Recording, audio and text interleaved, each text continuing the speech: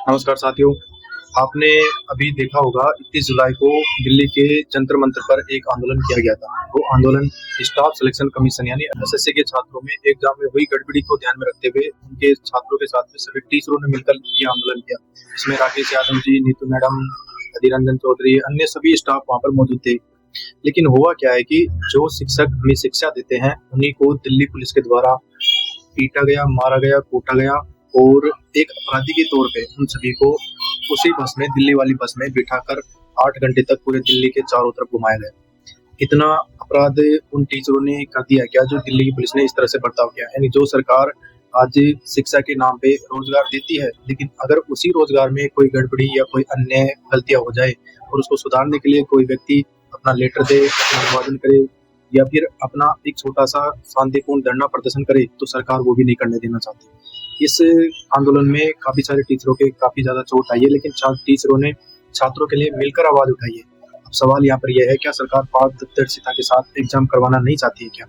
हुआ क्या है कि एसएससी का जो पिछला टेंडर है वो टीसीएस को कंपनी को दिया जाता था और वहाँ पर जो एग्जाम थे वो बिल्कुल फेयर तरीके से होते हैं। लेकिन अब है जो टेंडर इक्विटी को दे दिया गया है और वो कंपनी एक ऐसी कंपनी है जो 2020 में पेपर लीक में ब्लैक लिस्ट हुई है, 22 में, 21 में अन्य अन्य राज्यों में पेपर कंडक्ट करवाने में ब्लैक लिस्ट हुई है। लेकिन जो सरकार है वो दाम को ध्यान में न रखते हुए, छात्रों के भविष्य को ध्यान में न रखते हुए उसने एक ब्लैक लिस्ट कंपनी को ही अपना टेंडर दे दिया। लेकिन सवाल यहाँ पे ये हो रहा है, क्या वो ब्लैक लिस्ट कंपनी फेयर तरीके से एग्जाम करवा पाएगी? छात्र जो अपनी दिन रात करके मेहनत करते हैं और अपने एक सपने के लिए लड़ते हैं, क्या उनके लिए रोजगार सही तरीके से सही समय पे उपलब्ध करवा पाएगी? इसी के लिए सभी स्टाफ थे, जैसे राकेश यादव जी, नीतू मैडम जी और भी अन्य स्टाफ जो मैथ के थे, इंग्लिश के, अन्य अन्य जिलों में, अन्य अन्य राज्यों में, उन्होंने सभी ने दिल्ली पे आके शांतिपूर्ण धरना प्रदर्शन किया। लेकिन दिल्ली पुलिस ने उन सभी को अरेस्ट कर लिया और उन पर लाठीचार्ज, मारपीट की गई। केवल उनकी मांग सिर्फ इतनी सी थी कि एसएससी के जो डायरेक्टर साहब है वो सिर्फ उनसे मिलना चाहते थे और जो पेपर में जो क्वेश्चन आए थे वो गलत थे, या किसी बंदे का ये हुआ है कि जो सेंटर है वो राजस्थान का बंदा है, उसका सेंटर अंडमान निकोबार दे दिया गया, या किसी जम्मू कश्मीर के जो ब्लाइंड बंदा है जिसको दिखाई नहीं देता उसका दिल्ली सेंटर दे दिया है, क्या वो जा सकता है?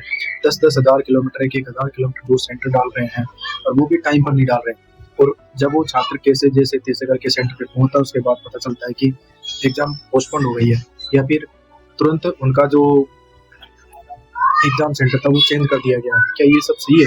ये जो रवैया सरकार का है ये काफी बुरा है और अविश्वसनीय है। इसकी कल्पना करना भी बेकार है। तो हम सभी साथियों को मिलकर इसके खिलाफ एक आवाज उठानी पड़ेगी, ताकि हमारा जो एग्जाम का जो ये प्रोपेगेंडा है या जो पेपर लीक का या अन्य कोई जो गतिविधियां होती है उन सभी को ठीक किया जा सके। तो धन्यवाद साथियों। 6 अगस्त को एक बार फिर से दिल्ली में आवाज उठाई जा रही है। हम सभी उन टीचरों के साथ है ताकि इस एग्जाम में को फेयर तरीके से करवाया जा सके। Thank you.